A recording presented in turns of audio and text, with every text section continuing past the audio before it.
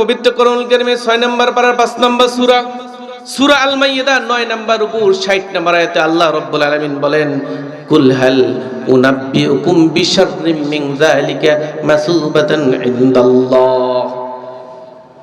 আমি কি তোমাকে বর্ণনা করে দিব, আমি তোমাকে বলে দিব, অবহিত করব, জানিয়ে দিব ওই ব্যক্তি চাইতেও আল্লাহর দরবারে কারা খারাপ?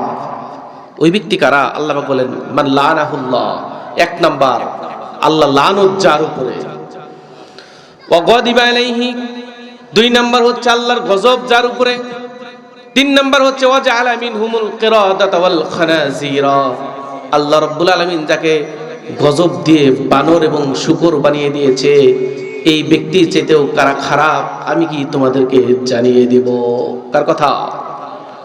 1 নাম্বার আল্লাহর গজব, 2 নাম্বার আল্লাহ লানত। 1 নম্বরে আল্লাহ লানত, 2 নাম্বার আল্লাহর গজব, 3 নাম্বার হচ্ছে আল্লাহ যাদেরকে গজব দিয়ে বানর এবং শূকর বানিয়ে দিয়েছে, এই 3 শ্রেণীর ব্যক্তি চাইতেও সবচেয়ে বেশি কারা খারাপ আমি কি তোমাদেরকে বলে দেব? কার কথা? আল্লাহ পাক বলেন ওই ব্যক্তিরা হচ্ছে ওয়া আবাদাত তাগুত, যারা তাগুতকে লালন করবে, তাগুতকে সাহায্য করবে, তাগুতকে সম্মান করবে, তাগুতকে সাহায্য করতে গিয়ে তাদের আনুগত্য করতে গিয়ে সীমা লঙ্ঘন করবে। আল্লাহ রাব্বুল আলামিন বলেন এই ব্যক্তির এই 3 শ্রেণীর চাইতেও খারাপ। শুধু খারাপ নয়, তাদের ঈমানটা পর্যন্ত নষ্ট হয়ে যাবে।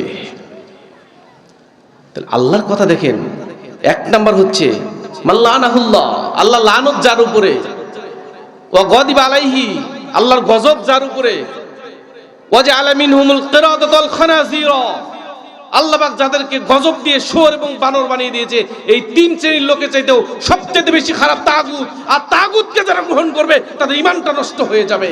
মুমিন মুসলিম তো দূরের কথা, ঈমানটাই থাকবে না। থাকবে? তাহলে তাগুত কি, তাগুতের পরিচয় কি বুঝতে হবে না?